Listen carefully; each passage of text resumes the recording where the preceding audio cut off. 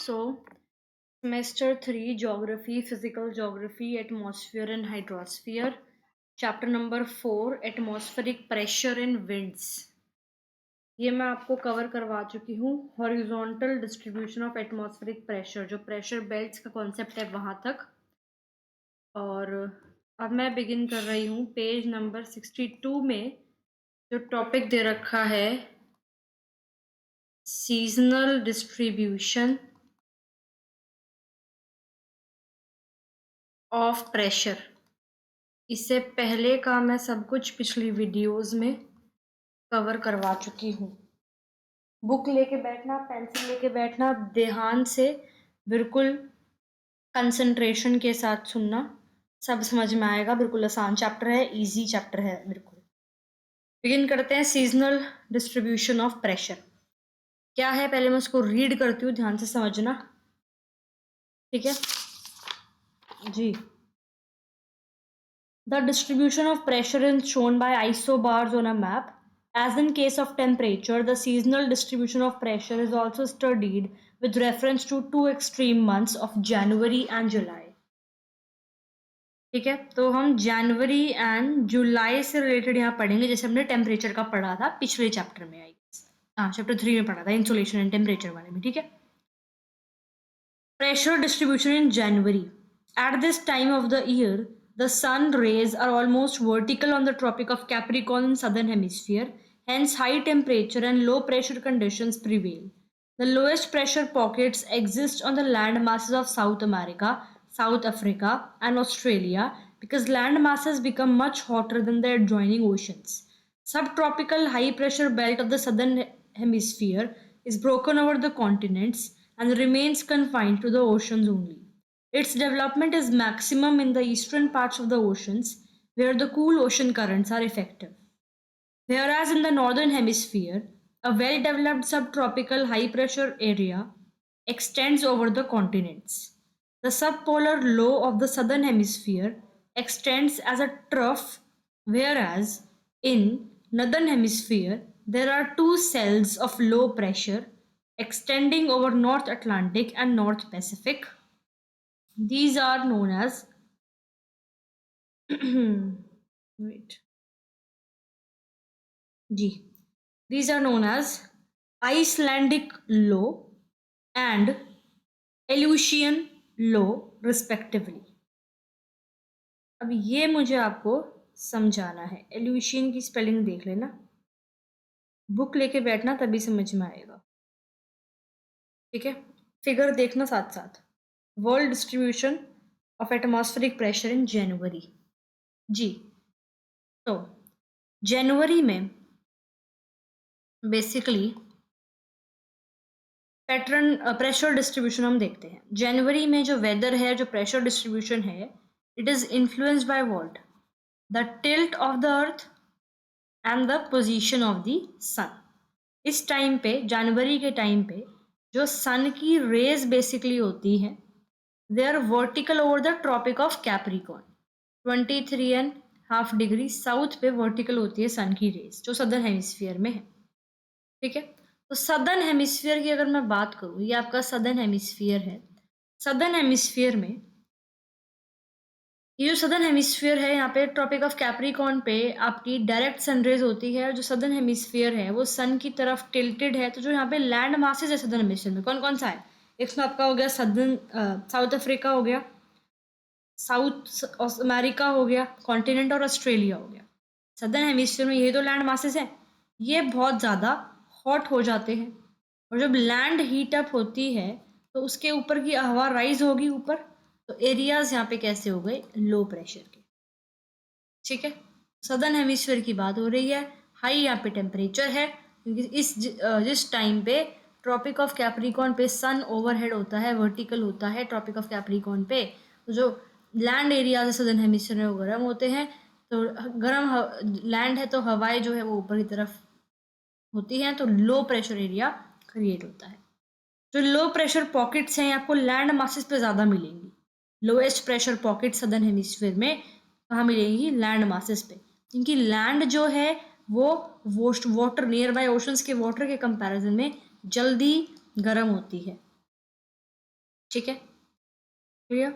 अब जो southern hemisphere है, सदर्न हेमिस्फीयर में हमें पता है एक सब ट्रॉपिकल हाई प्रेशर बेल्ट है, सब tropical high pressure belt horse latitudes के आसपास जो है, ठीक है। सदर्न हेमिस्फीयर में हम अभी जनवरी देख रहे हैं, जनवरी के टाइम पे जो ये हाई प्रेशर बेल्ट है, सब ट्रॉपिकल हाई प्रेशर बेल्ट जो है वो लैंड मासेस के ऊपर ब्रोकन है क्योंकि इंटेंस हीटिंग हो रखी है, ठीक है। और ओशंस के ऊपर अभी भी ये इंटैक्ट है, समझ में आ रहा है। तो जो ये हाई प्रेशर बेल्ट है ये लैंड मासेस के ऊपर ब्रोकन है क्योंकि हीटिंग बहुत ज़्यादा है यहाँ पर, और जो वाटर है, ओशंस है, उसके ऊपर जो ये सब ट्रॉपिकल हाई प्रेशर वाली बेल्ट है ये क्या है, ये इंटैक्ट है, ठीक है। कूल ओशन करंट्स जो यहाँ पर है, eastern parts of the oceans, oceans के जो ईस्टर्न पार्ट्स में, बेसिकली सदर्न हेमिस्फीयर की बात हो रही है, जो कूल ओशन करंट्स हैं they help cool the air. Maximum development of high pressure होता है eastern parts of the oceans में। समझ में आई है इतनी बात, ठीक है। अब इसको और थोड़ा आसान तरीके से समझाती हूँ। देखो हम क्या पढ़ रहे हैं, हम बेसिकली पढ़ रहे हैं प्रेशर डिस्ट्रीब्यूशन, ठीक है, सीजनल डिस्ट्रीब्यूशन प्रेशर का। हम पहले इसको पढ़ते हैं जनवरी में। जनवरी में क्या होता है, प्रेशर और weather across the world change होता है क्योंकि इन फैक्टर्स पे, अर्थ के टिल्ट के फैक्टर पे और सन की रेज अर्थ पे कौन से एरिया पे कितनी हिट करती है उसके फैक्टर पे। अगर हम बात करते हैं सबसे पहले सदर्न हेमिस्फीयर की, for example this is your earth and then this is your equator, जो नीचे है this is your southern hemisphere. तो अगर मैं सदर्न हेमिस्फीयर की बात पहले करती हूँ तो यहाँ पे कौन कौन से लैंड है, साउथ अमेरिका है, साउथ अफ्रीका है और ऑस्ट्रेलिया है, ये लैंड मासेस हैं यहाँ पे, राइट। अब हॉट लैंड होगी, लो प्रेशर होगा। जनवरी में क्या हो रहा है, देखो जनवरी में जो सदर्न हेमिस्फीयर है ये टिल्टेड है towards the sun, tropic of Capricorn पे ज़्यादा वर्टिकल सन रेज आ रही हैं, तो जो ये यहाँ पे जो लैंड एरिया है सदर्न हेमिस्फीयर में वो गर्म है, गर्म है तो एयर उसके अबव जो है वो राइज होती है, गर्म हवा होती है, तो प्रेशर कैसा होता है, लो होता है प्रेशर, ठीक है। अब जो लैंड है वहां पर तो लो प्रेशर है। अब आपको पता है लैंड जो है वो ज़्यादा जल्दी गर्म होती है ओशन के कंपैरिजन में तो जो एयर है above the land just give me a minute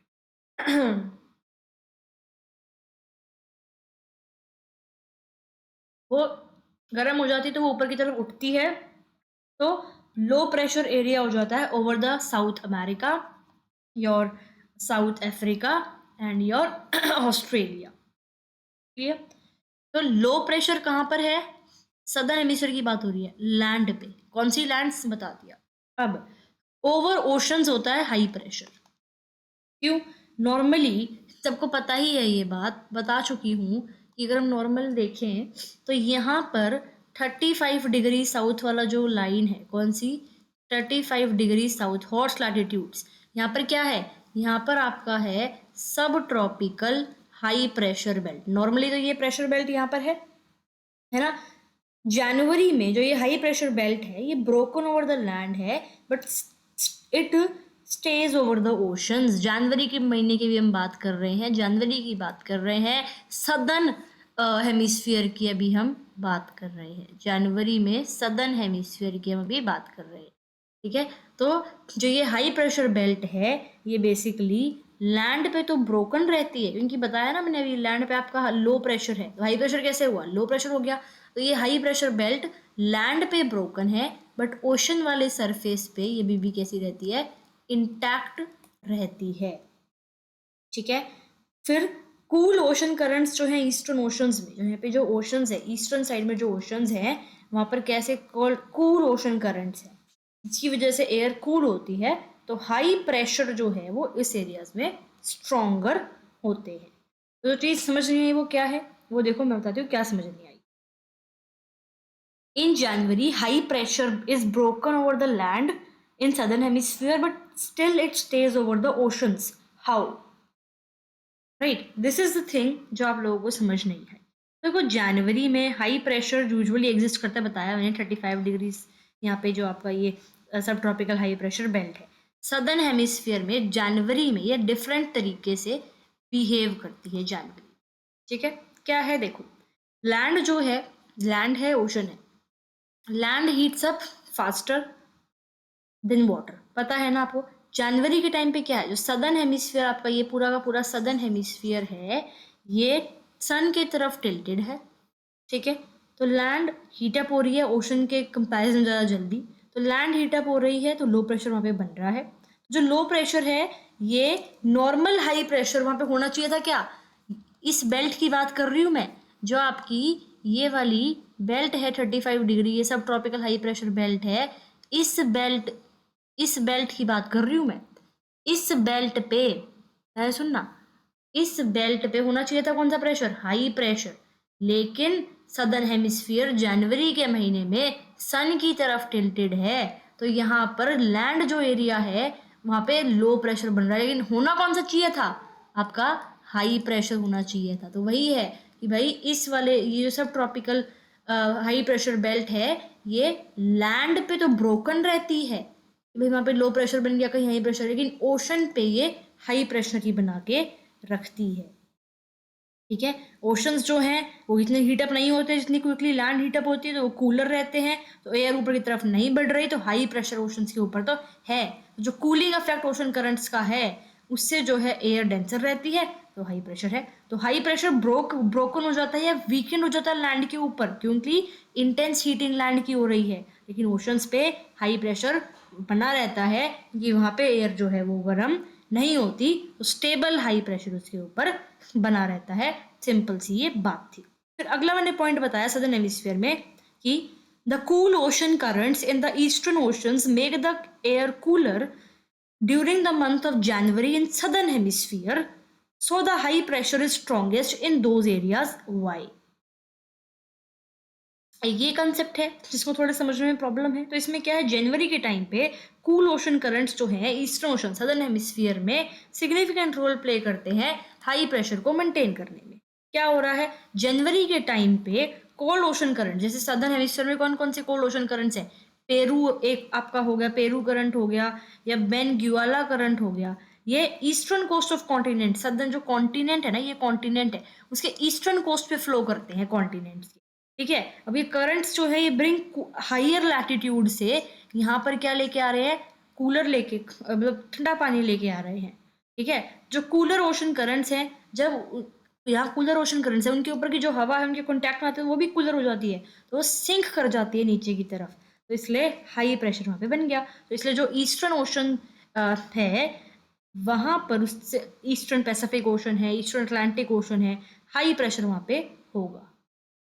simple सी बात है, कोल्ड ओशन करंट्स जो है वो एयर को कूल कर रहे हैं, तो सिंकिंग एयर सिंक हो रही है, हाई प्रेशर बन रहा है, तो कोल्ड करंट ज़्यादा प्रोमिनेंट है ईस्टर्न कोस्ट पे, तो इसलिए वहाँ पे हाई प्रेशर जो है वो स्ट्रॉन्गेस्ट रहता।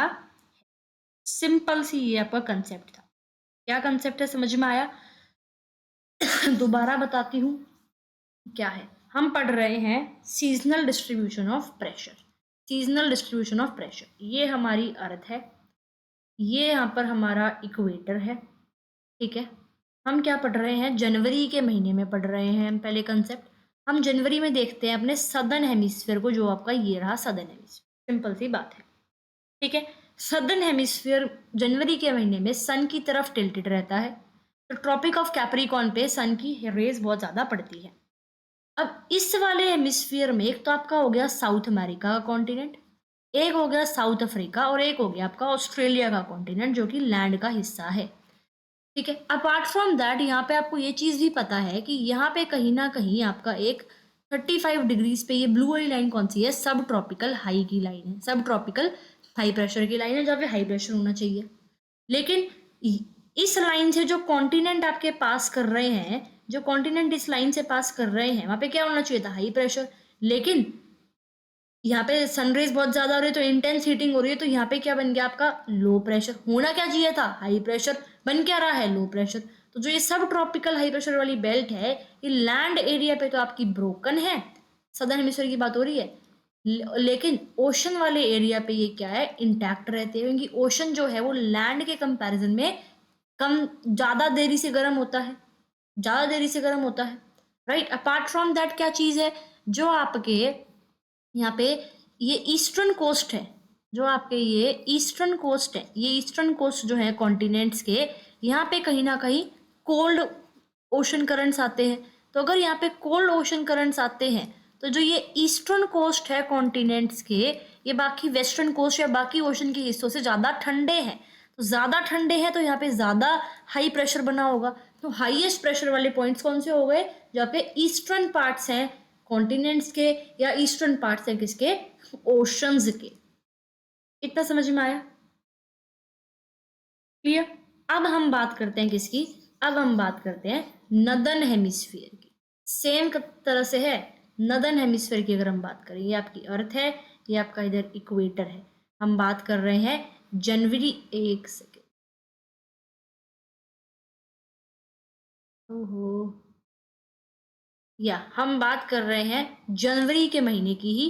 अब हम आ जाते हैं किस पे, नदर्न हेमिस्फीयर पे आ जाते हैं। तो इसमें क्या है, देखो, नदर्न हेमिस्फीयर में भी हम सबको पता है कि हमारी एक कौन सी बेल्ट है, सब ट्रॉपिकल हाई प्रेशर बेल्ट हमारे पास एक है।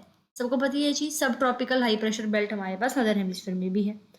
अब जो कॉन्टिनेंट से भी क्रॉस होती है, राइट, कॉन्टिनेंट से भी क्रॉस होगी ये वाली बेल्ट। अब यहाँ पे कॉन्टिनेंट्स कौन से हैं, नॉर्थ अमेरिका है, आपका यूरोप है, और आपका एशिया है। ये तीन कॉन्टिनेंट्स यहाँ पे है ना। अब जो आपकी यहाँ पर लैंड का एरिया है, कॉन्टिनेंट्स का जो लैंड का एरिया है, वहाँ पर क्या हो रही है, बेसिकली हाई प्रेशर है। क्यों, क्योंकि जब जनवरी का महीना है तो सदर्न हेमिस्फीयर, ये हेमिस्फीयर सन की तरफ टिल्टेड है, तो डायरेक्ट ट्रॉपिक ऑफ कैप्रिकॉर्न पे हीट पड़ रही है। बट यहाँ पर ट्रॉपिक ऑफ कैंसर पे इतनी हीट नहीं आ रही। जो नॉर्दर्न हेमिस्फीयर है वो अवे फ्रॉम द सन है, अवे फ्रॉम द सन है, तो यहाँ पे ठंडी है। इस नॉर्दर्न हेमिस्फीयर में जनवरी के महीने में ठंड होती है ना नॉर्दर्न हेमिस्फीयर में, तो यहाँ पे ठंड है, तो यहाँ पर हाई प्रेशर होगा, है ना। तो नॉर्दर्न हेमिस्फीयर में हाई प्रेशर बेल्ट स्ट्रॉन्ग है, स्पेशली लैंड के ऊपर, ठीक है।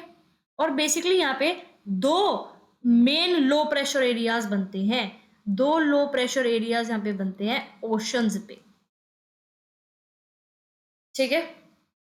पहला तो है आइसलैंडिक लो, लो प्रेशर जो कि नॉर्थ अटलांटिक ओशन के आइसलैंड के पास है, ठीक है, लो प्रेशर की बात हो रही है।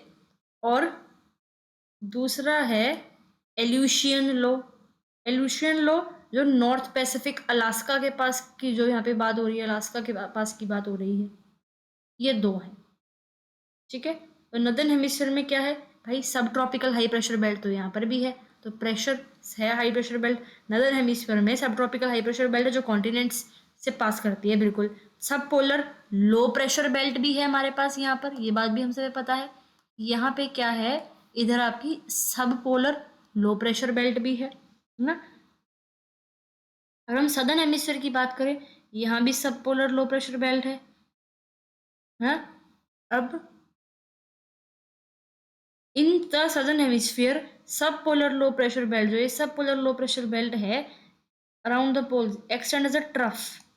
ये एक ट्रफ की तरह है, एरिया जहाँ पे pressure is lower than the surrounding area. तो सराउंडिंग एरिया में जो है उसके यहाँ पर कम वो है प्रेशर। दो low pressure areas northern hemisphere में, आपके दो लो प्रेशर एरियाज बनते हैं। पहले तो आपका आ गया ये Icelandic low, low pressure system, और the North Atlantic Ocean, Iceland के पास, एल्यूशियन लो अलास्का के पास, नॉर्थ पैसिफिक ओशन में। तो ये दो एरियाज हैं लो प्रेशर के नॉर्दर्न हेमिस्फीयर में, caused by temperature differences and interaction between your land and ocean. तो समझ में आया क्या हो रहा है, जनवरी के टाइम पे सनराइज ऑलमोस्ट वर्टिकल है। एक बार और बता देती हूँ, ध्यान से सुन लेना, कंसेप्ट अच्छा है और अच्छे समझ में आएगा तभी इसका फायदा होगा। अर्थ है, इक्वेटर है, जनवरी के महीने की बात है। जनवरी के महीने की बात, सनराइज जो है वो वर्टिकल है, कहाँ पर, ट्रॉपिक ऑफ कैप्रिकॉर्न पे, सदर्न हेमिस्फीयर में। तो यहाँ पर क्या होगा, आपका हाई टेम्परेचर होगा, सिंपल सी बात है, और लो प्रेशर कंडीशंस होंगे। लोएस्ट प्रेशर पॉकेट्स कहाँ पे होंगी? जो आपके साउथ अमेरिका और जो आपका साउथ अफ्रीका और ऑस्ट्रेलिया का बेसिकली लैंड वाला एरिया है, क्योंकि लैंड वाला जो एरिया है वो ज़्यादा गर्म होगा एडजॉइनिंग ओशन से। फिर यहाँ पे आपका एक क्या होगा? यहाँ पे आपका एक होगा सब ट्रॉपिकल हाई प्रेशर बेल्ट। जो सब ट्रॉपिकल हाई प्रेशर बेल्ट से हेमिस्फीयर की ब्रोकन होगी कॉन्टिनेंट्स के ऊपर और ओशंस पे कन्फाइंड होंगी। क्यों? वो भी मैंने आपको रीजन बता ही दिया है। क्या रीज़न है उसका? कि भाई जो वैसे तो मान लो ये आपका जो लैंड एरिया है इससे पास होता है तो हाई प्रेशर होना चाहिए था, बट इंटेंस हीटिंग हो रही है तो लो प्रेशर बन गया, तो इसलिए लैंड पे ब्रोकन है। ठीक है। Its development is maximum in the eastern parts of oceans. Eastern parts of oceans पे क्यों हो रही है? क्योंकि कोल्ड करंट्स आपके हो रहे हैं, कूल करंट्स जो है वो इफेक्टिव है यहाँ पे। तो कूल करंट्स हैं तो कहीं ना कहीं टेम्परेचर जो है वो और भी कम हो गया, तो हाई प्रेशर बन गया। तो मैक्सिमम हाई प्रेशर कहाँ पे आ रहा है आपका? समझ में आया? मैक्सिमम हाई प्रेशर कहाँ पे आया? आपका ईस्टर्न पार्ट है। किसका ईस्टर्न पार्ट है? ओशंस का। फिर हम नॉर्दर्न हेमिस्फीयर की बात करते हैं। ये आपका नॉर्दर्न हेमिस्फीयर है, वेल डेवलप्ड सब ट्रॉपिकल हाई प्रेशर बेल्ट, तो यहाँ पे भी है ये सब ट्रॉपिकल हाई प्रेशर बेल्ट। और सब सब फिर सब पोलर, यहाँ पे तो ये ही है, ये आप यहाँ पे वेल डेवलप्ड है। समझ में आया? यहाँ पर तो क्या था भाई? यहाँ देखो, यहाँ पर वैसे तो आपका क्या था? वैसे होना चाहिए था हाई प्रेशर है लो प्रेशर। यहाँ पे हाई प्रेशर होना चाहिए था, और हाई प्रेशर ये नहीं, यहाँ पे ठंडा सीजन है, तो यहाँ पर तो कोई दिक्कत नहीं है आपकी सब ट्रॉपिकल हाई प्रेशर बेल्ट में। यहाँ पर थोड़ा है कि भाई वो ब्रोकन है लैंड के ऊपर, और क्या है, कॉन्टिन्यूस है किसके ऊपर? कंसिस्टेंट है किसके ऊपर? कन्फाइंड है ओशंस के ऊपर, सदर्न हेमिस्फीयर में। नदर्न हेमिस्फीयर में कोई दिक्कत नहीं है। फिर अगर हम सब पोलर लो की बात करें, ठीक है, क्या है आपका यहाँ पर? एक सेकेंड, या यहाँ पर क्या है? सब पोलर लो है सदर्न हेमिस्फीयर में।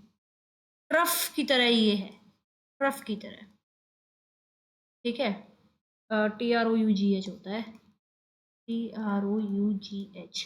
लेकिन नदर्न हेमिस्फीयर में लो प्रेशर दो जगह है। ये क्या बोला है इसने यहाँ पे? ये ट्रफ की तरह है। इसका मतलब समझ में आना चाहिए। क्या बात हुई है? बात ये बोली है इसने, the sub polar low of the southern hemisphere extends as a trough, right? TROUGH। इसका मतलब क्या है? लो pressure system in sub polar regions create a trough. Simple.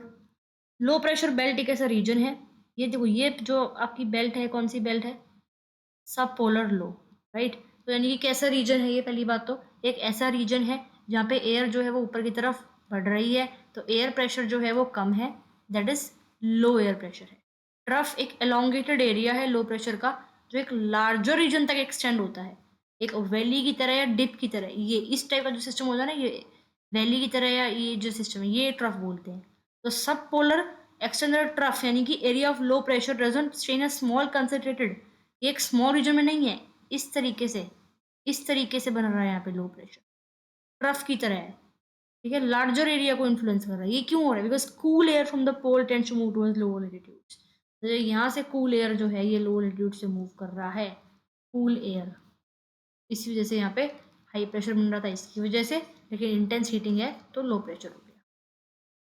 लेकिन अगर हम बात करें नदर्न हेमिस्फीयर में, तो नदर्न हेमिस्फीयर में आपकी दो लो प्रेशर के सेल्स हैं, दो लो प्रेशर के सेल्स। समझ में आया? पहले तो हम बात कर रहे थे इसकी सब ट्रॉपिकल हाई प्रेशर की। तो नदर्न हेमिस्फीयर में सब ट्रॉपिकल हाई प्रेशर बेल्ट तो आपकी वेल डेवलप्ड है, यहाँ पे लैंड के ऊपर ब्रोकन है, और क्या कहते हैं, ओशंस के ऊपर कन्फाइंड है। फिर हम अगर बात करते हैं हम आपकी सब पोलर लो की, तो सब पोलर लो सदर्न हेमिस्फीयर में एज अ ट्रफ है, और यहाँ पर अगर देखें तो यहाँ पर आपकी दो लो प्रेशर सेल्स मिल जाएंगे, नॉर्थ अटलांटिक ओशन के ऊपर उधर, और नॉर्थ पैसिफिक ओशन के उधर। ठीक है, जो आपका नॉर्थ अटलांटिक ओशन पे बेसिकली है उसको हम बोलेंगे आइसलैंडिक लो, जहाँ पे लो प्रेशर है, आइसलैंडिक लो। और जो नॉर्थ पैसिफिक पे है वो है एलुशियन लो। तो ये हमें ध्यान रखना है, ये हम जनवरी की बात कर रहे हैं।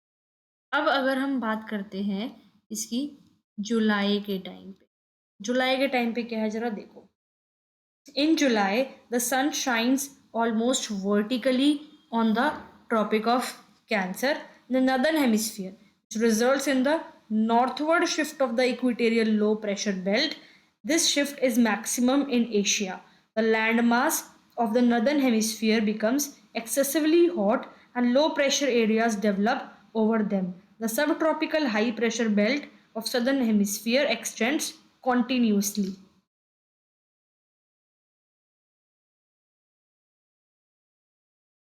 जी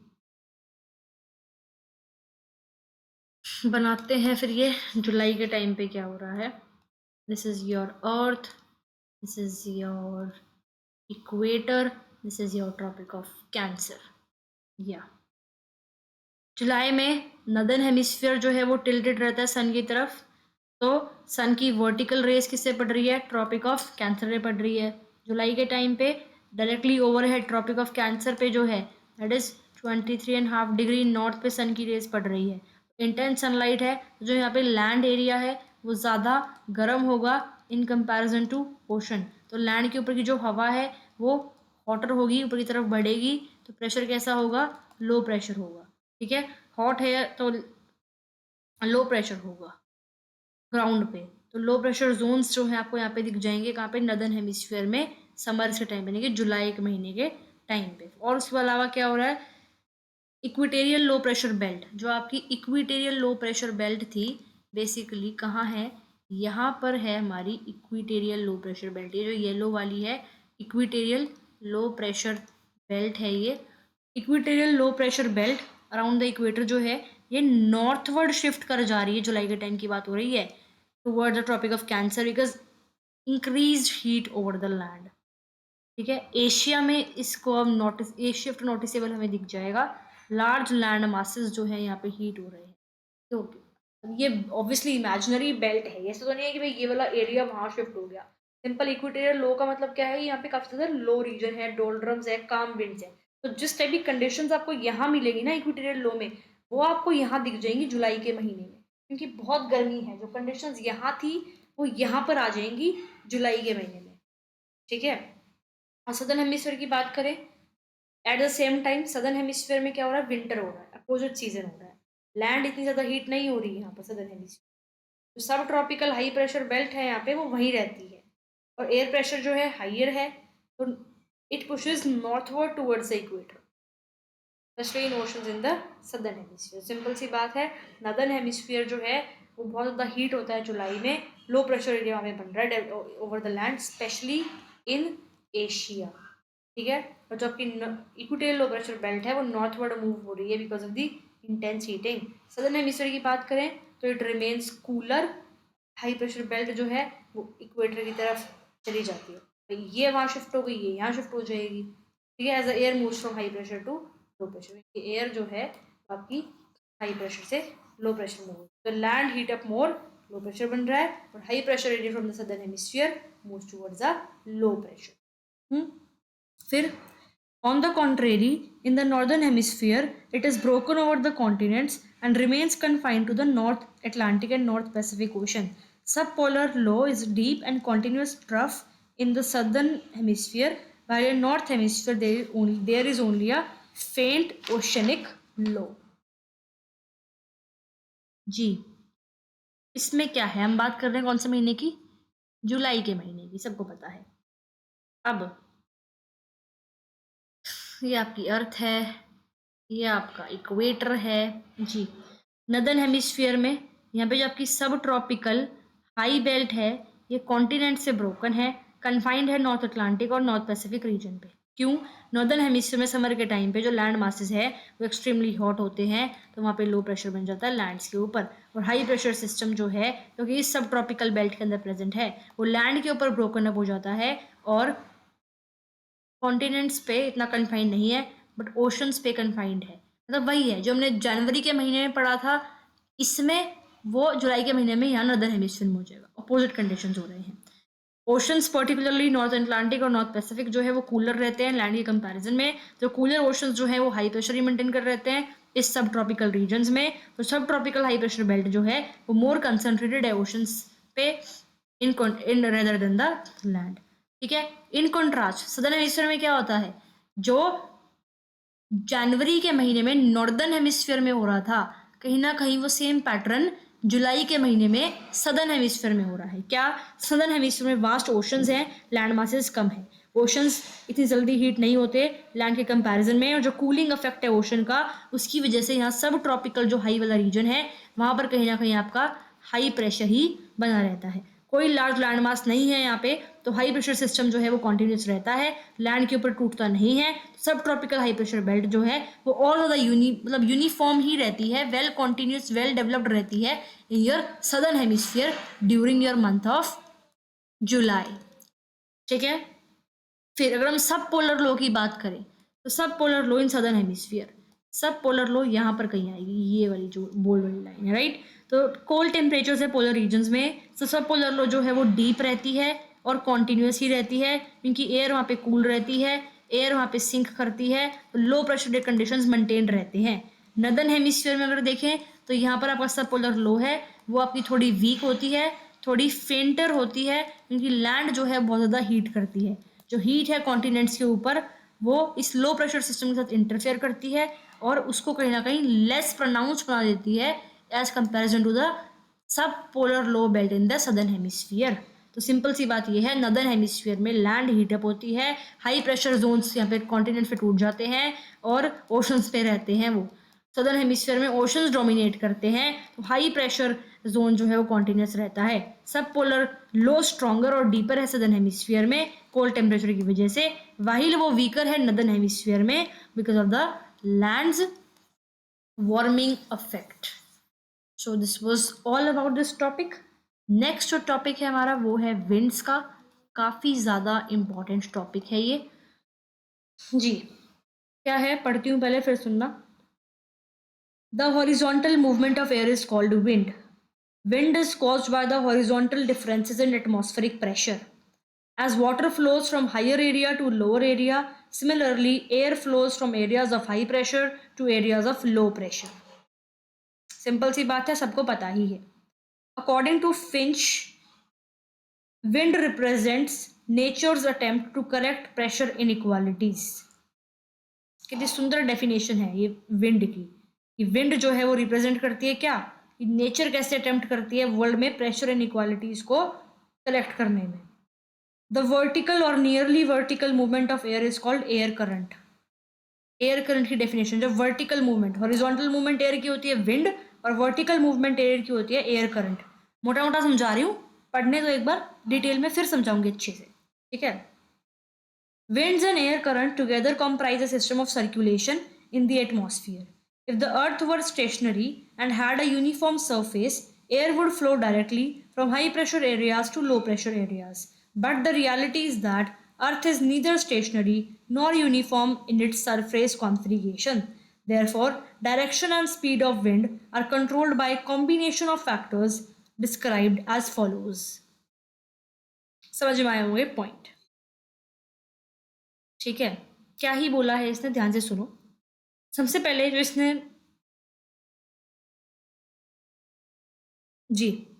इसने जो बात बोली है वो क्या बोली है, पहले तो विंड क्या होता है। विंड बेसिकली सिंपली आपकी जो हॉरिजॉन्टल मूवमेंट है ना एयर की, उसे विंड बोलते हैं।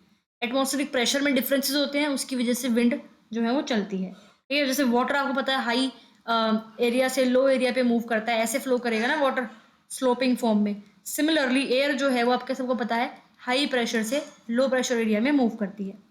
फिंच के अकॉर्डिंग एक डेफिनेशन आती है कि विंड जो है वो एक नेचर का तरीका है प्रेशर डिफरेंसेस को बैलेंस आउट करने का। फिंच ने ये बात विंड से रिलेटेड बोली थी, ठीक है। अब हम पढ़ रहे हैं एयर मूवमेंट। एयर मूवमेंट दो टाइप की होती है, अगर वर्टिकल एयर मूवमेंट, अगर हॉरिजॉन्टल एयर मूवमेंट है अर्थ के सरफेस के अराउंड तो उसको हम बोलते हैं विंड, और अगर वर्टिकल एयर मूवमेंट है कि एयर राइज हो रही है, एयर सिंक हो रही है, एक्सेट्रा एक्सेट्रा, तो उसको हम बोलते हैं क्या, एयर करंट्स। उसको हम क्या बोलते हैं, एयर करंट्स। अब देखो जो विंड है और जो एयर करंट्स हैं ये दोनों साथ साथ काम करते हैं और system of circulation in the atmosphere को बनाए रखते हैं। अब अर्थ बिल्कुल स्टेशनरी होती, बिल्कुल स्टिल होती, रोटेशन रेवोल्यूशन नहीं होता और अर्थ का फ्लैट सरफेस होता, तो एयर जो है डायरेक्टली हाई प्रेशर से लो प्रेशर मूव कर जाती, कहानी खत्म। बट अर्थ ना ही स्टेशनरी है ना ही उसका सरफेस फ्लैट है, यूनिफॉर्म सरफेस थोड़ी है, कहीं माउंटेन्स हैं, कहीं प्लेट्यूज है, कहीं प्लेन्स हैं, कहीं ओशंस हैं, कहीं वैलीज हैं। जो विंड का मूवमेंट है वो और ज़्यादा कॉम्प्लिकेटेड इसकी वजह से हो जाता है। ठीक है, तो डायरेक्शन और जो स्पीड है विंड की, विंड जिस तरीके से चल रही है अर्थ पे, उस किस डायरेक्शन में मूव हो रही है, किस स्पीड से मूव हो रही है, वो काफ़ी सारे अदर फैक्टर से भी इन्फ्लुएंस होता है। ठीक है, तो पहला फैक्टर जो हम पढ़ने जा रहे हैं वो क्या है, वो है आपका प्रेशर ग्रेडियंट फोर्स। ये क्या होता है सुनो। Differences in horizontal distribution of atmospheric pressure derives the wind from areas of high pressure to areas of low pressure. The rate of change of pressure per unit distance is called pressure gradient, and the force applied by pressure gradient to drive winds is known as pressure gradient force. The greater the pressure gradient and its force, higher will be the wind speed. Since the direction of the force is from higher to low pressure area and perpendicular to isobars, the initial tendency of the wind is to blow parallel to the gradient and at right angles to the isobars. Wow. ध्यान से सुनना इसको, ठीक है, बहुत आसान है, book language भी आसान है, समझना और भी आसान है। ध्यान से सुनो। पहला जो फैक्टर है, क्या फैक्टर है, प्रेशर ग्रेडियंट फोर्स। ठीक है, ये बेसिकली एक टर्म है जो डिस्क्राइब करती है कि जो विंड है ना वो एक्चुअल में क्रिएट कैसे होती है। ठीक है, विंड यानी कि हॉरिजॉन्टल मूवमेंट जो एयर है वो। ठीक है, अब देखो, कुछ एरियाज हैं हाई प्रेशर के, कुछ एरियाज हैं आपके लो प्रेशर के एटमॉस्फेयर में। ठीक है, विंड मूव करती है हाई प्रेशर से low pressure because of the pressure differences, सबको पता है। ठीक है, ओके। अब पहले तो हम देखते हैं कि प्रेशर ग्रेडियंट जो है वो होता क्या है। How quickly the pressure changes from one place to another over a certain distance. अगर मैं इतना डिस्टेंस लेके चलती हूँ, प्लेस ये ए है, ये प्लेस बी है, प्लेस ए और बी में कितनी जल्दी जल्दी प्रेशर चेंज हो रहा है। How quickly the pressure changes from two places, इसको हम क्या बोलते हैं, प्रेशर ग्रेडियंट। अगर प्रेशर जल्दी मतलब छोटे छोटे डिस्टेंस में प्रेशर बहुत ज़्यादा ज़्यादा ज़्यादा चेंज होता जा रहा है तो प्रेशर ग्रेडियंट स्ट्रॉन्ग है। और अगर प्रेशर जो है इतने बड़े डिस्टेंस पे बहुत कम कम चेंज हो रहा है, मान लो आप यहाँ से ए से बी पे आए तो प्रेशर चेंज हो गया 100 का फ़र्क आ गया। ये भी अगर यहाँ पे प्रेशर आपका 20 था या 120 है, फिर आप चले तो इतना फ़र्क आ गया, या ऐसा ये क्या हो गया, स्ट्रॉन्ग प्रेशर ग्रेडियंट। या दूसरी कंडीशन अगर मैं लूँ कि आपने इतना लंबा डिस्टेंस चल लिया, यहाँ पे प्रेशर 20 था, यहाँ पे अभी तक सिर्फ 22 ही हुआ है, तो यहाँ पे प्रेशर ग्रेडियंट क्या होता है, वो वीक होता है। ठीक है, समझ में आया प्रेशर ग्रेडियंट क्या है, क्या है, how quickly the pressure changes from one place to another over a certain distance. अगर शॉर्ट डिस्टेंस में प्रेशर बहुत जल्दी चेंज हो रहा है तो ग्रेडियंट स्ट्रॉन्ग है, और अगर बड़े डिस्टेंस में प्रेशर बहुत कम चेंज हो रहा है तो ग्रेडियंट क्या है, काफ़ी ज़्यादा वीक है, काफ़ी ज़्यादा लो है। तो प्रेशर ग्रेडियंट क्या होता है वो समझ में आ गया होगा, बुक लेके बैठना साथ में। ठीक है, नेक्स्ट जो है वो क्या है, नेक्स्ट है pressure gradient force. Pressure gradient force क्या है, force that causes wind to blow. Pressure gradient ज्यादा होगा,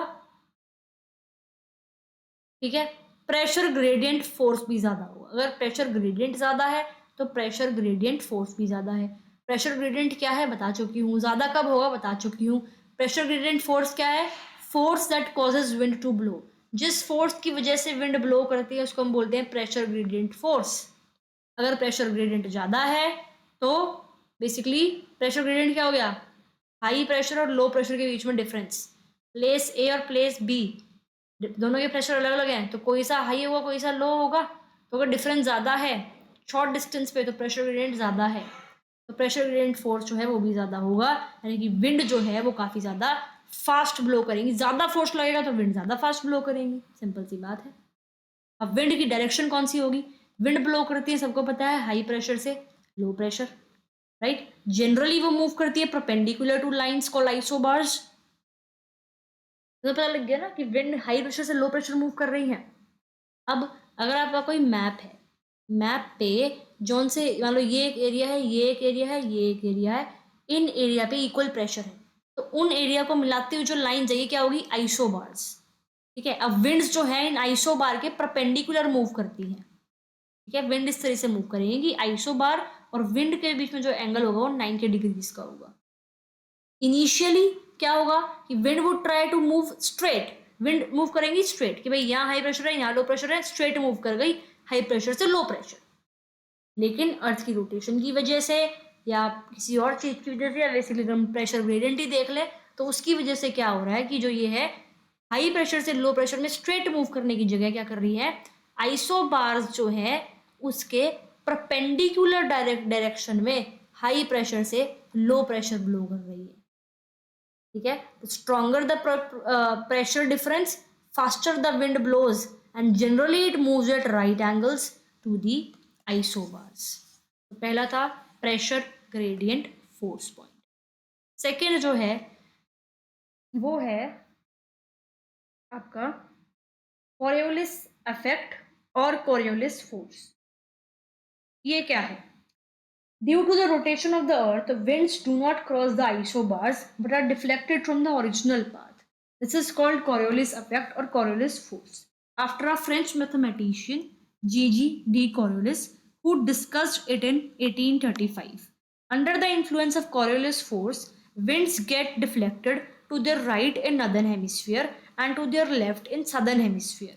This concept was developed by W. Ferrel in 1855 and is known as Ferrel's law. अच्छा है कंसेप्ट, समझा रही हूँ आगे। This phenomena can also be understand by, दे रखा है Buys Ballot's law put forward by Buys Ballot in 1857. According to this law, if an observer stands with his back to the wind in the northern hemisphere, pressure is lower on his left hand than on its right. In the southern hemisphere, pressure is lower on his right. It is noteworthy that Coriolis force changes wind direction but not its speed. Coriolis force deflects winds to a different extent on different latitudes. Its effect is zero at the equator. In other words, there is no deflection in the wind direction at the equator. This deflection is maximum at the poles. If we assume that there is 100% deflection at the poles, then the deflection at 30 degree and 60 degree will be 50 and 86.7% respectively. जी, पहले तो deflection of wind Coriolis force का एक diagram है। This is the earth, this is the equator, this is 30 degrees north, 60 degrees north, 30 degrees south, 60 degrees south। लिख दूं पहले तो 0 degrees, 30 degrees north, 60 degrees north latitude, 30 degrees south latitude, 60 degree south latitude। जी, relative Coriolis force maximum होगा poles पे, deflection to the right, इधर जानी थी इधर जा रही है, इधर जानी थी इधर जा रही है, इधर जानी थी इधर जा रही है। इक्वेटर पे आपका कोई भी डिफ्लेक्शन नहीं है, डायरेक्ट यूं ही है। सदर्न हेमिस्फीयर में इधर जानी थी इधर जा रही है, समझाती हूँ। ठीक है जी, क्या है सुनो ध्यान से। या कोरियोलिस इफेक्ट या कोरियोलिस फोर्स, ये एक फिनोमिना है जो कि अर्थ की रोटेशन की वजह से हो रहा है। इसकी वजह से विंड की जो डायरेक्शन है वो चेंज हो रही है। विंड हाई प्रेशर से लो प्रेशर एरिया में सीधे सीधे जाने की जगह अपनी डायरेक्शन को चेंज कर रही है, and this is because of one more factor, एक पढ़ चुके हैं pressure gradient force, second factor is Coriolis force. Earth जो है वो रोटेट करती है, तो इस वजह से विंड जो है वो स्ट्रेट लाइन में नहीं मूव करती, वो डिफ्लेक्ट होती है अपने ओरिजिनल पाथ से। This is because of this Coriolis effect. Northern hemisphere की अगर हम बात करें तो विंड अगर ऐसे जानी थी सीधी सीधी, अगर अर्थ स्टैटिक होती तो, लेकिन कॉरियोलिस फोर्स की वजह से वो अपनी राइट तरफ डिफ्लेक्ट हो जाती। सदर्न हेमिस्फीयर में वो अपनी लेफ्ट तरफ डिफ्लेक्ट हो जाती है। तो विंड जो है वो डायरेक्टली हाई से लो प्रेशर फ्लो नहीं करती, वो एक साइड में डिफ्लेक्ट हो जाती है, एक साइड की तरफ टर्न हो जाती है।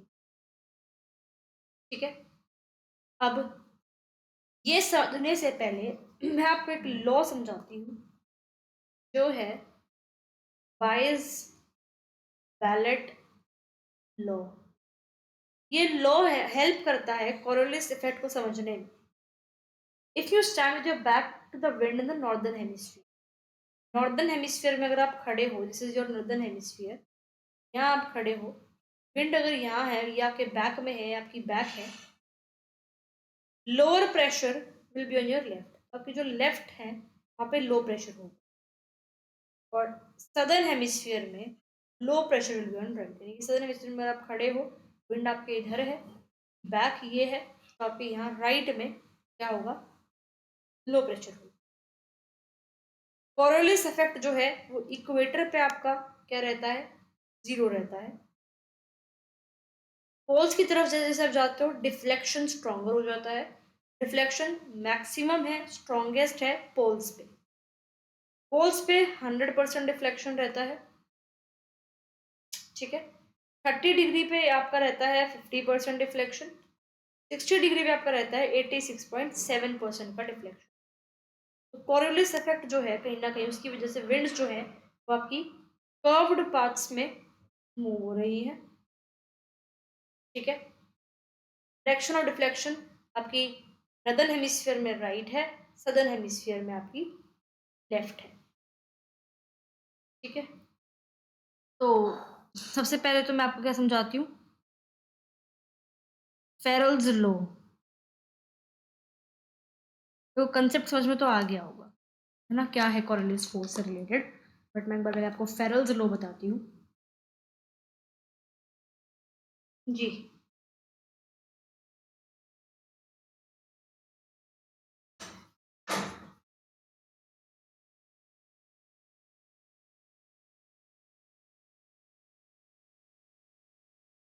फेरल्स लॉ में क्या है, Ferrel's law explains how winds are deflected due to the earth's rotation. Northern hemisphere में if you stand with your back, your back to the wind,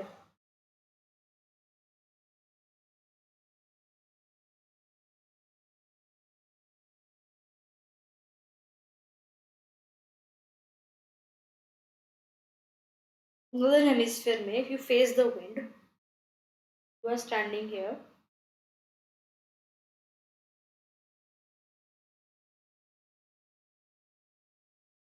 and the wind blowing from here.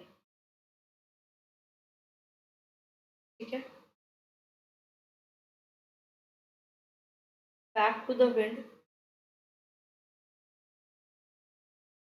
low pressure will be to your left and high pressure will be to your right, और यहाँ पर opposite है कि left में high pressure होगा, right में low pressure होगा। अर्थ की जो स्पिनिंग है, रोटेशन है, it makes winds curve in different ways depending on where you are. Farrell's law या बाई बैलेंस जो है आपका, ठीक है,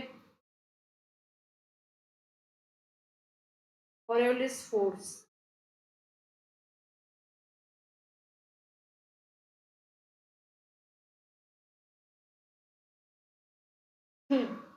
कॉरियोलिस फोर्स रीजन है वाई जो विंड या ओशन करंट्स हैं वो स्ट्रेट लाइन में क्यों नहीं मूव करते, कर्व में मूव करते हैं।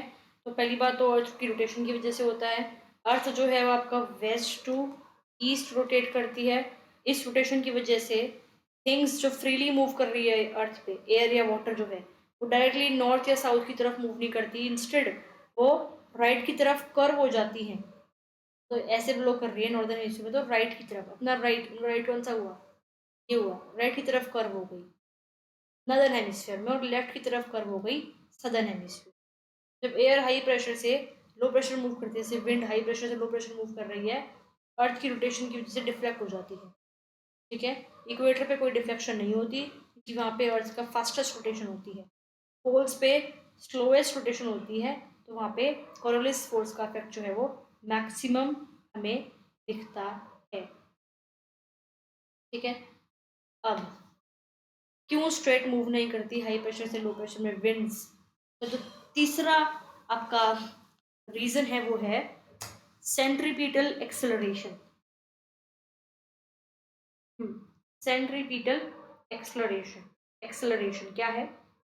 Due to inward acceleration of air towards the center of rotation on the rotating earth, it is possible for the air to maintain a curved path parallel to the isobars about a local axis of high or low pressure.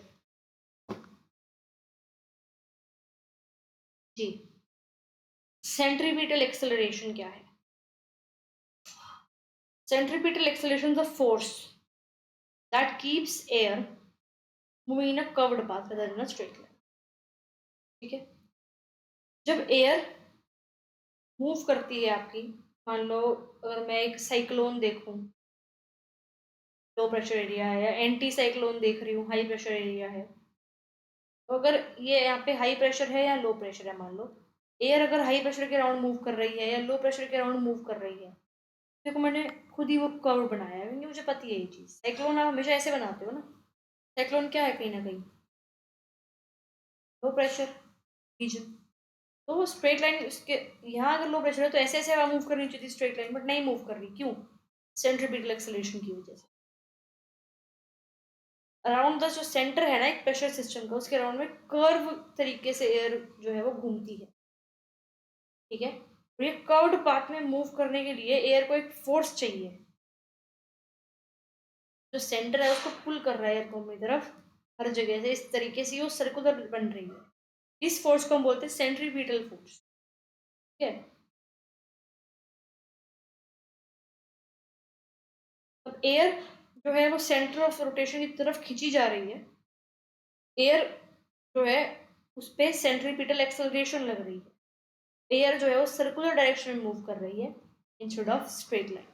तो centripetal acceleration वो force है जिसकी वजह से air जो है एक high pressure zone है या एक लो प्रेशर जोन है, उसके अराउंड जब मूव करती है तो स्ट्रेट लाइन की जगह एक सर्कुलर लाइन में मूव करती है। Next, fourth point is land friction. The irregularities of the Earth's surface causes friction and obstruction to the winds and influence their speed and direction. Land features like mountains, plateaus, and valleys bring about a change in the speed and direction of the winds. Friction is low on relatively smooth ocean surface, and there is not much change in the speed and direction of wind on the ocean surface. इसमें क्या बताया है?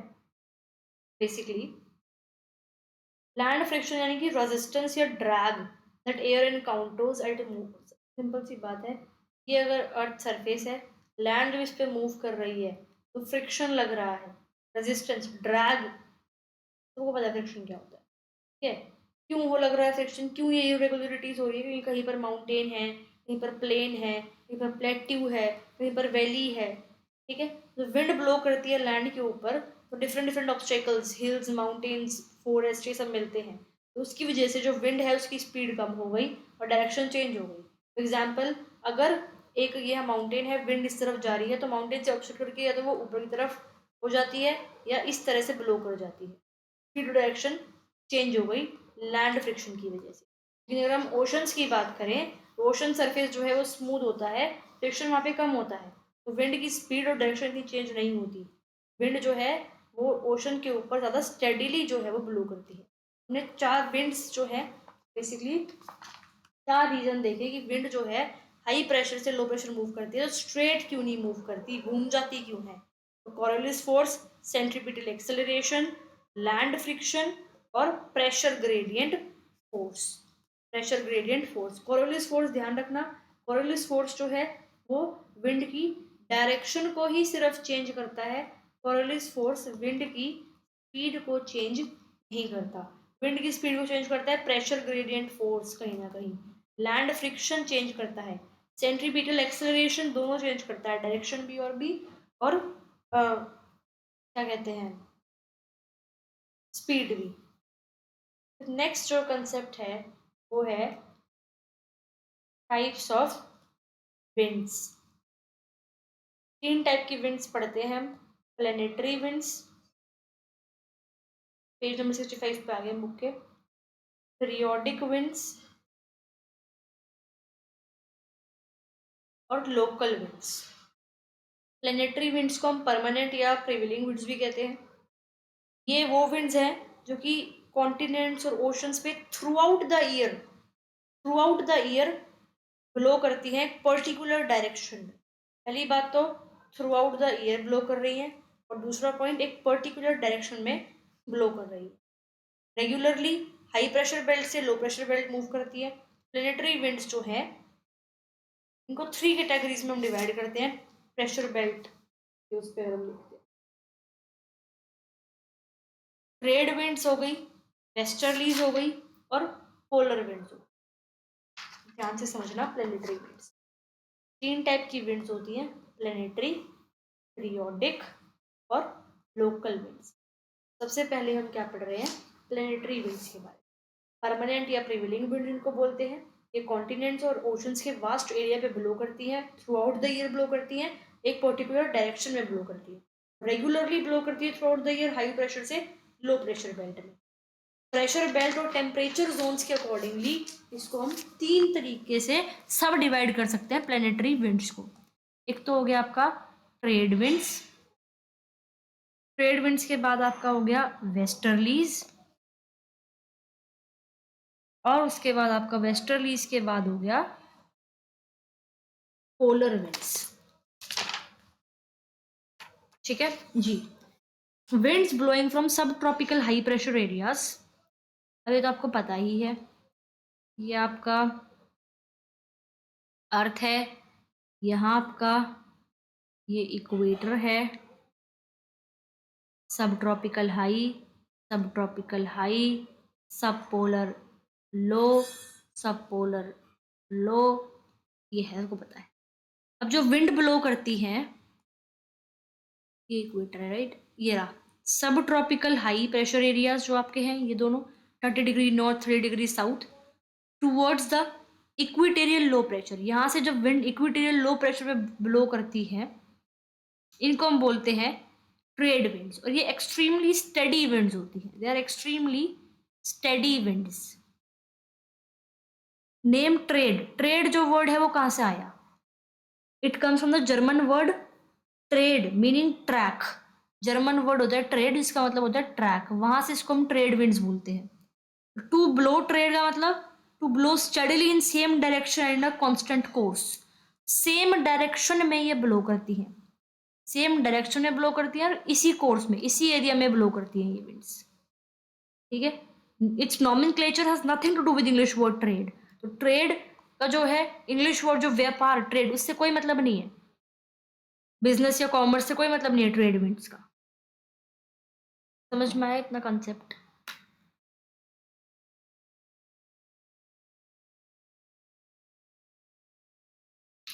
तो trade winds जब blow करती है सब tropical high pressure areas से इक्वेटोरियल लो प्रेशर एरियाज तक। पहले पॉइंट, एक्सट्रीमली स्टेडी विंड्स है। ट्रेड वर्ड मतलब कहाँ से आया है, जर्मन वर्ड ट्रैक से। कॉमर्स से जो बिजनेस ट्रेड इंग्लिश वर्ड है उससे इसका कोई रिलेशन नहीं है। ट्रेड विंड्स की कुछ करेक्टरिस्टिक फीचर्स है, क्या क्या? First feature of the trade wind, जो ट्रेड विंड्स के करेक्टरिस्टिक फीचर्स हैं, first, these winds should have blown from north to south in the northern hemisphere.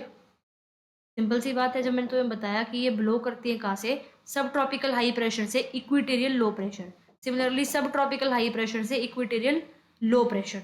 तो यहाँ नदर्न हेमिस्फीयर में मूव करनी चाहिए थी नॉर्थ से साउथ, और सदर्न हेमिस्फीयर में मूव करनी चाहिए थी साउथ से नॉर्थ। बट कोरियोलिस फोर्स जो है वो इस पे लगता है। Sorry for the disturbance guys. तो कोरियोलिस फोर्स की वजह से, और फेरल लो एक्सप्लेन भी करता है कि जो विंड्स हैं डिफ्लेक्टेड हो रही हैं नदर्न हेमिस्फीयर में अपनी राइट की तरफ, और सदर्न हेमिस्फीयर में अपनी लेफ्ट की तरफ। Thus they flow as north eastern trade in north hemisphere. कैसे समझ में आ रहा है भाई? ये अगर आपकी अर्थ है, ये आपका इक्वेटर है, ये आपका सब ट्रॉपिकल हाई है, ये ब्लो कैसे करनी चाहिए थी? इस तरीके से ब्लो करनी चाहिए थी, बट ये इधर घूम जा रही है, इधर। ये इनकी एक्चुअल डायरेक्शन कौन सी हो गई? इनकी एक्चुअल डायरेक्शन ये ब्लैक वाली हो गई। तो ये कौन सी डायरेक्शन हुई? हम जब एक विंड की डायरेक्शन को करते हैं तो इधर से, ये ओरिजिन पॉइंट से देख रहे हैं, कौन सी है ये? North east. तो ये कौन सी बन गई यहाँ पर? नॉर्थ ईस्ट ट्रेड विंड्स बन गई यहाँ पर, ठीक है। और अगर मैं इनको देखूं यहाँ पर, तो ये ब्लो करनी चाहिए थी किस तरह से? ट्रेड विंड्स यहाँ से यहाँ पर, बट कोरियोलिस फोर्स की वजह से ये डिफ्लेक्ट कर रही है अपनी लेफ्ट की तरफ इस तरीके से, और इस तरीके से अगर डिफ्लेक्ट कर रही हैं, ये हो रही हैं, तो ये कौन सी डायरेक्शन है? South east. तो यहाँ इनको क्या बोलेंगे? South east trade winds. इसीलिए ट्रेड विंड्स जो हैं उनको हम क्या बोलते हैं? उनको हम ईस्टर्लीज भी बोलते हैं। रीजन समझ में आ गया होगा क्यों? कैरेक्टरिस्टिक पढ़ रहे हैं ट्रेड विंड्स की, पहली समझ में आ गई, ठीक है। सेकेंड कैरेक्टरिस्टिक क्या है कि ट्रेड विंड्स ट्रेवल करती हैं 30 डिग्री नॉर्थ और 30 डिग्री साउथ से टूवर्ड्स इक्वेटर, दिखे गया ये तो, and gradually becomes hot and dry. अब यहाँ पर तो हाई प्रेशर थी, है ना, जैसे जैसे इक्वेटर की तरफ ये मूव कर रही है, चलो बेंड हो गई, समझ गया, आ गई वो बात, बेंड हो गई, बट इक्वेटर की तरफ तो जा रही है ना, एक हॉट एरिया की तरफ जा रही है। तो यहाँ पर ये कैसी थी? यहाँ कोल्ड एरिया में ये कैसी थी? ये कूल थी और कहीं ना कहीं मॉइस्ट थी, बट इक्वेटर की तरफ आते आते कैसी हो गई? ये हॉट हो गई और ड्राई हो गई। तो इतनी ज़्यादा रेनफॉल ये विंड्स कॉज नहीं करती। जब ये ओशन को क्रॉस करती हैं और फिर लैंड पे आती हैं, तब ये हैवी रेनफॉल क्रिएट करती हैं eastern margin of the continents में। बहुत बहुत बहुत ज़्यादा इंपॉर्टेंट पॉइंट है ये। कैरेक्टरिस्टिक्स पढ़ रहे हैं ट्रेड विंड्स की। ये आपका अर्थ है, ये हमारा इक्वेटर है, ये सब ट्रॉपिकल हाई प्रेशर बेल्ट है। मूव करनी थी यहाँ से यहाँ, यहाँ से यहाँ, कोरियोलिस फोर्स की वजह से इधर मूव कर रही है अपनी राइट साइड में, इधर मूव कर रही है अपनी लेफ्ट साइड में। तो एक्चुअल मूविंग डायरेक्शन ये रेड वाली हो गई, पहली बात। दूसरी बात, यहाँ से जब यहाँ इक्वेटर की तरफ आ रही है तो विंड्स कैसी हो गई? हॉट एंड ड्राई हो गई, तो ज़्यादा रेनफॉल क्रिएट नहीं करती। और जब ओशन से क्रॉस करके लैंड की तरफ जाती हैं, या मान लो ओशन है या कोई लैंड है, ऐसे जाएंगी ओशन को क्रॉस करके लैंड की तरफ, तो हैवी रेनफॉल क्रिएट कर रही हैं कहाँ पे? ईस्टर्न मार्जिन में। इनको ईस्टर्लीज बोलते हैं ना, क्यों? क्योंकि भाई यहाँ कॉन्टिनेंट है, तो यहाँ ईस्टर्न मार्जिन है, ये वाली यहाँ बारिश क्रिएट कर देगी, और आगे अगर जाएगी तो इसमें जो मॉइस्चर था वो खत्म हो जाएगा। तो इसलिए ईस्टर्न मार्जिन में जो ये ट्रेड विंड्स हैं, ईस्टर्न मार्जिन में ये क्या करती हैं? हैवी रेनफॉल क्रिएट करती हैं। वेस्टर्न मार्जिन जो कॉन्टिनेंट्स के हैं वो क्या रह जाते हैं? वो आपके रह जाते हैं ड्राई और गर्म। इसलिए मैक्सिमम कॉन्टिनेंट्स के जो वेस्टर्न मार्जिन हैं वहीं पर हमें डेजर्ट्स देखने को मिलते हैं वर्ल्ड में, ठीक है। अब ओशंस की जो ईस्टर्न मार्जिन हैं, trade winds cool ocean current के साथ कॉन्टैक्ट में आती है and do not cause much rainfall there. बात क्या हो रही है देखो, अभी सेकेंड पॉइंट पे जो मैंने बात करी थी वो करी थी कि बेसिकली जो ट्रेड विंड्स हैं वो इक्वेटर की तरफ जाती है, हॉट और ड्राई हो जाती है, तो इतनी बारिश कॉज नहीं करती। और जब वो ओशन को क्रॉस करके फिर लैंड के पास आती है, तब वो हैवी रेनफॉल क्रिएट करती है ईस्टर्न मार्जिन ऑफ कॉन्टिनेंट्स पे। लेकिन जो कॉन्टिनेंट है, अब यहाँ पर कोई ओशन है, तो ये ईस्टर्न बेसिकली मार्जिन है ओशन का, यहाँ पे रेनफॉल नहीं होती। इनकी ट्रेड विंड्स अगर यहाँ पे आती हैं तो वो कूल ओशन करंट के साथ कॉन्टैक्ट में आ जाती है और रेनफॉल यहाँ पे नहीं होती। सिंपल सी बात ये, ठीक है। जो ट्रेड विंड्स है यहाँ पे क्या करती है, कॉन्टिनेंट्स की ईस्टर्न मार्जिन पे रेनफॉल क्रिएट करती है, बट ओशंस की ईस्टर्न मार्जिन पे ये कूल करंट के साथ कॉन्टैक्ट में आ जाती है, तो वहाँ पे ये रेनफॉल क्रिएट नहीं करती, ठीक है। नियर द इक्वेटर जो दो ट्रेड विंड्स हैं ये एक दूसरे के साथ क्लैश करती है। देखो यहाँ पे ऐसे ब्लो हो रही है, यहाँ पे ऐसे ब्लो कर रही है, तो यहाँ पे क्या कर गई है, क्रैश कर गई, ठीक है। On the life of convergence, line of convergence, फिर यहाँ पे ये राइज होती है और फिर यहाँ पे ये बारिश कर देती है, ठीक है। तो 4 पॉइंट समझ में आ गए। पहला पॉइंट क्या है, मूव करनी चाहिए थी ऐसे और ऐसे, बट हो गई डिफ्लेक्ट कॉर्लिस फोर्स की वजह से। तो यहाँ पे हो गई नॉर्थ ईस्टर्न विंड्स, यहाँ हो गई साउथ ईस्टर्न विंड्स, इसलिए इसको ईस्टर्लीज बोलते हैं। सेकेंड पॉइंट, इक्वेटर की तरफ आ रही है, हॉट एंड ड्राई हो गई तो बारिश क्रिएट नहीं करती, लेकिन जैसे दोबारा आगे बढ़ती है ओशन से मूव करके फिर लैंड पे आती है ओशन को क्रॉस करके, तो ईस्टर्न मार्जिन ऑफ कॉन्टिनेंट्स में बारिश करती है, वेस्टर्न मार्जिन सूखे रहते हैं। फिर तीसरा पॉइंट क्या है कि ईस्टर्न मार्जिन जो ओशन के हैं वहाँ पे ये कूल करंट के साथ कॉन्टैक्ट में आ जाती हैं, तो वहाँ पर बारिश ये नहीं करती हैं। चौथा पॉइंट क्या है, इक्वेटर के पास में लाइन ऑफ कन्वर्जेंस पे दो जो आपकी ये ट्रेड विंड्स है ये मिलती हैं, ये बेसिकली क्लैश कर जाती हैं और हैवी रेनफॉल कॉज करती हैं यहाँ पर। पांचवा पॉइंट क्या है, ट्रेड विंड जो है वो स्पेसिफिक पाथ फॉलो करते हैं, द स्पीड ऑफ, इनकी जो स्पीड है बेसिकली कितनी रहती है, 15 से 25 मीटर पर आवर। एक घंटे में वो इतनी डिस्टेंस को ट्रेवल कर देती हैं ट्रेड विंड्स, और जो स्पीड है वो इनकी विंटर में ज़्यादा रहती है समर के कंपैरिजन में, इनकी स्पीड ट्रेड विंड्स की। फिर ये जो है सी में आपको ज़्यादा प्रोनाउंस, ज़्यादा क्लियर दिखेगी लैंड के कंपैरिजन में। फिर ये मॉनसून विंड्स में कन्वर्ट हो जाती हैं इंडियन ओशन में। जब ये जो आपकी ट्रेड विंड्स हैं इंडियन ओशन में आती हैं तो उनको मॉनसून विंड बोलते हैं, south western winds. Is this clear, is this clear? Trade winds का कॉन्सेप्ट क्लियर है? दोबारा बताती हूँ इनकी कैरेक्टरिस्टिक्स, ठीक है। Trade winds should have blown from north to south in northern and southern hemisphere, south to north in southern hemisphere, but Coriolis force, they deflect, because of Coriolis force it deflects to right in northern hemisphere and to left in southern hemisphere, so they flow as northeastern trade in northern hemisphere and southeastern trade in southern hemisphere. They are called easterlies. Trade winds travel from 30° north and south towards the equator and gradually become hot and dry, do not cause much rainfall, but when they cross ocean and then reach the land, they cause heavy rainfall on eastern margin of the continent, while the western margin remain dry. On the eastern margin of the oceans, trade winds come into contact with cool ocean currents and do not cause rainfall there. Near the equator, two trade winds clash with each other, and on the line of convergence, they rise and cause heavy rainfall. आगे क्या है?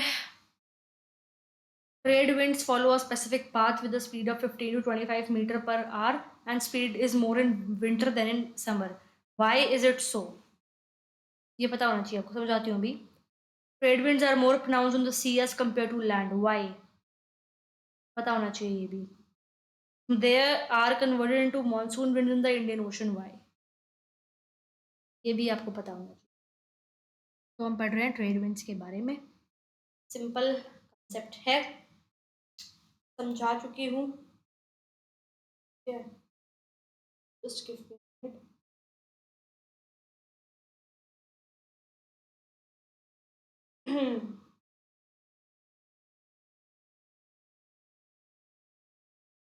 जी, Coriolis force की वजह से deflection हो रही है, बता ही चुकी हूँ। North easterlies and south easterlies बोलते हैं, ठीक है। ट्रेड विंड्स की स्पीड विंटर में ज़्यादा क्यों है समर के टाइम पे? देखो टेम्परेचर डिफरेंस लैंड और ओशन का ग्रेटर है, आपको पता है विंटर के टाइम। कोल्ड एयर लैंड के ऊपर जो है वो हाई एटमॉस्फेरिक प्रेशर बनाती है, स्ट्रॉन्गर प्रेशर ग्रेडियंट है। जब स्ट्रॉन्गर प्रेशर ग्रेडियंट है तो स्ट्रॉन्गर प्रेशर ग्रेडियंट फोर्स है, तो स्पीड ज़्यादा है, ठीक है। Why are trade winds more pronounced on sea compared to land? Trade wind stronger है सी पे बिकॉज सरफेस जो ओशन का है वो स्मूदर है। ट्रेड विंड्स क्यों है? क्योंकि भाई लैंड का सरफेस एरिया जो है इतना वो नहीं है, क्या कहते हैं, फ्रिक्शन ज़्यादा लगता है उस पर, इरेगुलरिटीज़ है, स्पीड और डायरेक्शन जो है वो वेरिएशन आ जाती है। फिर ट्रेड विंड्स जो है मानसून विंड्स क्यों बन जाती है इंडियन ओशन में? इंडियन ओशन में ट्रेड विंड्स जो है वो डायरेक्शन चेंज करती हैं प्रेशर के डिफरेंस की वजह से, सीजनल टेम्परेचर चेंजेस की वजह से जो प्रेशर डिफरेंस आता है उसकी वजह से। समर के टाइम पे जो लैंड है इंडिया में वो गर्म होती है, लो प्रेशर बनती है। ट्रेड विंड्स इंडियन ओशन से डायरेक्शन चेंज करती है और इंडियन लैंड की तरफ जाती है मॉइस्चर कैरी करते हुए। बारिश वहाँ पे होती है, मानसून वहाँ पे हो जाता है, फिर चेंज होता है विंड डायरेक्शन में और moisture they carry is what turns the trade winds into the monsoon winds. Simple concept है, इंडियन ज्योग्राफी में पढ़े हुए। समझ में आया ट्रेड विंड्स का कंसेप्ट? बहुत बहुत इंपॉर्टेंट कंसेप्ट था एंड काफ़ी इजी लैंग्वेज में डेफिनेटली समझ में आ गया होगा। नेक्स्ट देखते हैं वेस्टर्लीज। ट्रेड विंड्स का फर्स्ट है ईस्टर्लीज। सॉरी, क्या पढ़ रहे हैं हम बेसिकली पढ़ रहे हैं प्लेनेटरी विंड्स। प्लेनेटरी विंड्स को हम 3 पार्ट में डिवाइड कर रहे हैं, राइट? प्लेनेटरी विंड्स को हम 3 सब पार्ट्स में पढ़ रहे हैं। पहले हैं ईस्टर्लीज या ट्रेड विंड्स, दूसरे हैं वेस्टर्लीज और तीसरे हैं आपके पोलर विंड्स। तो सेकंड हम पढ़ रहे हैं वेस्टर्लीज को। या विंड्स ब्लो फ्रॉम सब ट्रॉपिकल हाई प्रेशर बेल्ट। ये आपका अगेन अर्थ है, ये आपका इक्वेटर है, हाई प्रेशर बेल्ट है, हाई प्रेशर बेल्ट है, सब पोलर लो, सब पोलर लो। इसमें क्या हो रहा है, ये इक्वेटर है, राइट? क्या हो रहा है वेस्टर्लीज में? सब ट्रॉपिकल हाई प्रेशर बेल्ट ये है, यहाँ से सब पोलर लो प्रेशर बेल्ट की तरफ मूव कर रही है, वेस्टर्लीज बोलते हैं इस तरह से, ठीक है? तो ये आपका 40 डिग्रीज का, 35 डिग्रीज का, 60 डिग्रीज के आसपास का रीजन है। कैरेक्टरिस्टिक क्या है, ध्यान से सुनना। चलनी थी ऐसे, राइट में कर लेंगी डिफ्लेक्ट। चलनी थी ऐसे, लेफ्ट में कर लेंगी डिफ्लेक्ट। तो ये कौन सी डायरेक्शन हो गई, ये वाली, ये हो गई साउथ वेस्ट डायरेक्शन। और ये वाली जो डायरेक्शन है ये कौन सी हो गई, ये हो गई north east direction.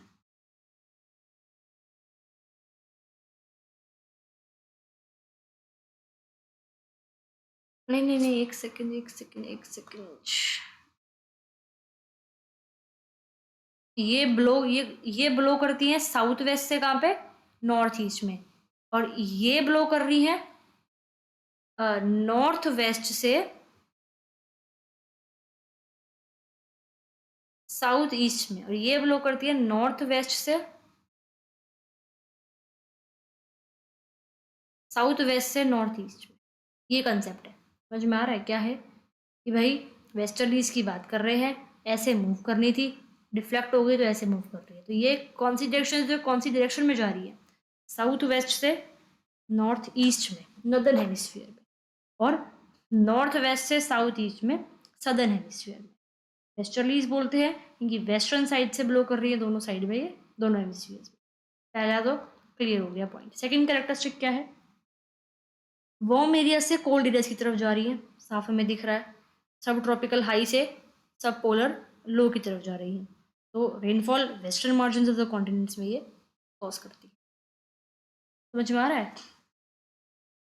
Westerlies blow from warm areas to cold areas, hence they cause rainfall specially on the western margin of the continents. Why? उल्टा कंसेप्ट है। Easterlies eastern margin of the continents पे बारिश कर रही थी, लेकिन westerlies जो है ये बेसिकली क्या कर रही हैं, ये आपके वेस्टर्न कॉन्टिनेंट्स पे, मार्जिन ऑफ द कॉन्टिनेंट्स पे बारिश कर रही हैं, ठीक है? क्योंकि ये मूव भी उस तरफ कर रही है ना, ये आपका मूव इधर कर रही है, तो यहाँ अगर कॉन्टिनेंट है तो ये वेस्टर्न मार्जिन पे तो बारिश करेगी, ओशन पे क्रॉस, ठीक है? तीसरा पॉइंट क्या है, फ्लो इरेगुलर है, अनसर्टेन है टेम्परेट लैंड्स में, occurrence of cyclones and anti cyclones. बिल्कुल टेम्परेट जो सही टेम्परेट एरिया जो है, टेम्परेट एरिया कौन सा होता है, ये ट्रॉपिक ऑफ, ये कैप्रिकॉन है, ट्रॉपिक ऑफ कैप्रिकॉन से आर्कटिक सर्कल के बीच का जो एरिया है वो टेम्परेट जोन है। टेम्परेट जोन में बेसिकली साइक्लोन्स होते हैं, आपके एंटी साइक्लोन्स अकर करते हैं, तो इसीलिए जो वेस्टर्लीज है उनका जो फ्लो है वहाँ पे वो काफ़ी ज़्यादा क्या होता है, इरेग्युलर होता है। वेस्टर्ली फ्लो जो है वास्ट लैंड मासेस भी हैं यहाँ पे नॉर्दर्न हेमिस्फीयर में और इरेगुलर रिलीफ है। तो नॉर्दर्न हेमिस्फीयर में इस वजह से वेस्टर्लीज जो है काफ़ी इरेगुलर है। ठीक है, fourth point. Fifth point, southern hemisphere में अगर देखें तो ओशंस जो हैं वो ज़्यादा हैं, तो वेस्टर्ली ज़्यादा स्ट्रॉन्गर है और मोर कॉन्स्टेंट है डायरेक्शन में। वेस्टर्लीज जो है वो बेस्ट डेवलप होती है 40 से 65 डिग्री साउथ लैटिट्यूड्स में। और यहाँ पे वेस्टर्लीज को हम क्या बोलते हैं, वेस्टर्लीज को हम बोलते हैं ब्रेव वेस्ट विंड्स। और जो ये साउंड क्रिएट करती है वेस्टर्लीज, जो लेटिट्यूड्स हैं, जो लेटिट्यूड्स हैं बेसिकली 40 to 65, देखो बहुत अच्छा कंसेप्ट है। वेस्टर्लीज को बेस्ट वेस्टर्लीज क्रिएट होती है इस रीजन में, उनको बोलते हैं ब्रेव वेस्ट विंड्स। और इन लैटिट्यूड्स में वेस्टर्लीज काफ़ी ज़्यादा साउंड क्रिएट करती हैं, तो उसकी वजह से जो ये जो लैटिट्यूड्स हैं, इन लैटिट्यूड्स को हम क्या बोलते हैं, इनको हम बोलते हैं रोरिंग फोर्टीज, या इनको हम बोलते हैं फ्यूरियस फिफ्टीज, या फिर बोलते हैं श्रीकिंग सिक्सटीज। एंड ये जो नेविगेटर्स के लिए बहुत ज़्यादा डिफिकल्ट वाला रीजन है। ठीक है। फिर जो वेस्टर्लीज की जो पोलवर्ड, ये जो पोलवर्ड बाउंड्री है वेस्टर्लीज की, ये काफ़ी ज़्यादा फ्लक्चुएटिंग है। बहुत ज़्यादा सीजनल और शॉर्ट टर्म फ्लक्चुएशन यहाँ पे होती है साइक्लोन्स की वजह से, इन सब चीज़ों की वजह। तो ये सारा हमारा वेस्टर्लीज से रिलेटेड कंसेप्ट था। हाँ, जो विंड है ये स्पेल्स जो है हल्की हल्की बारिश आती है इनकी वजह से, और वेरिएबिलिटीज वेदर में हो जाती है। डिफरेंस पता होना चाहिए आपको दोनों के बीच में, ट्रेड विंड्स के बीच में भी और वेस्टर्लीज के बीच। ठीक है जी। वेस्टर्लीज कोल्ड और वेट है, ट्रेड विंड्स हॉट और ड्राई है। ट्रेड विंड्स परमानेंट रेगुलर है और ट्रस्टेड विंड्स है maintain their path. Westerlies variable है, इरेगुलर है और अनसर्टेन विंड्स है। ट्रेड विंड्स ब्लो करती हैं कोल्ड से हॉट एरियाज में, वेस्टर्लीज ब्लो करती है हॉट से कोल्ड एरियाज में। ठीक है। ट्रेड विंड्स जो है ईस्टर्न पार्ट्स ऑफ कॉन्टिनेंट से बारिश लेके आती हैं, वेस्टर्लीज जो है वो वेस्टर्न पार्ट्स ऑफ कॉन्टिनेंट से बारिश लेके आती हैं। ये वेस्ट में ब्लो करती हैं, फ्रॉम द वेस्ट ब्लो करती है वेस्टर्लीज, तो इसलिए वेस्टर्लीज कहते हैं। ट्रेड विंड्स जो है दे ब्लो फ्रॉम द ईस्ट, इसलिए उनको ईस्टर्लीज कहते हैं। ट्रेड विंड्स जो है वो ब्लो करती है 35 to 5 डिग्री लेटिट्यूड्स के बीच में दोनों हेमिस्फीयर में, लेकिन वेस्टर्लीज 40 से 60 के बीच में, आप 65 के बीच में बोल सकते हो। ट्रेड विंड्स दोनों हेमिस्फीयर में ब्लो करते हैं सब ट्रॉपिकल हाई प्रेशर से लो इक्वेटोरियल लो प्रेशर बेल्ट पे। वेस्टर्लीज ब्लो करती है कहाँ पे, सब ट्रॉपिकल हाई प्रेशर बेल्ट से सब पोलर लो प्रेशर बेल्ट। तो हम पढ़ते थे टाइप्स ऑफ विंड्स। पहली टाइप ऑफ विंड थी प्लेनेटरी विंड। प्लेनेटरी विंड को हमने 3 टाइप में क्लासीफाई करा था। पहला था ईस्टर्लीज, पढ़ लिया। वेस्टर्लीज पढ़ लिया। तीसरा है, अच्छा ईस्टर्लीज को हम ट्रेड विंड्स भी बोलते हैं, राइट।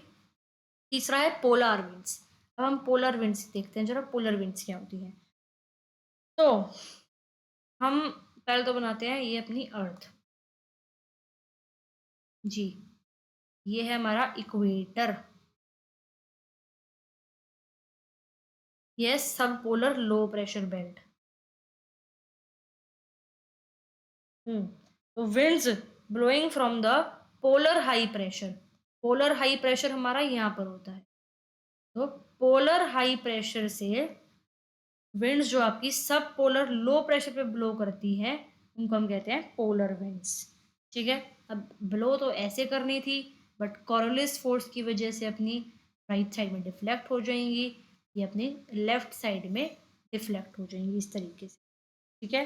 तो ये ब्लो करती है, कौन सी डायरेक्शन हो गई, ये नॉर्थ ईस्ट से जा रही है साउथ वेस्ट में, नदर्न हेमिस्फीयर में। और ये जो है ये डायरेक्शन हो गई, ये कौन सी हो गई, ये साउथ ईस्ट से जा रही है नॉर्थ वेस्ट वाली डायरेक्शन में, कॉरोलिस फोर्स की वजह से। कैरेक्टरिस्टिक्स पढ़ा रही हूँ इसकी, पोलर विंड्स की, तो पहली कैरेक्टरिस्टिक समझ में आ गई जी।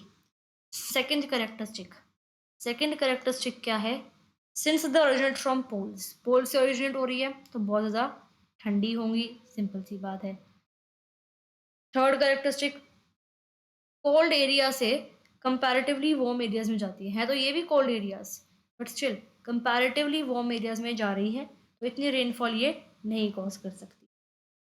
इनकी जो मॉइस्चर एब्जॉर्ब करने की कैपेसिटी है वो भी कम है, क्योंकि लो टेम्परेचर है, राइट। गर्म हवाएं ज़्यादा मॉइस्चर एब्जॉर्ब करती है, सबको पता है।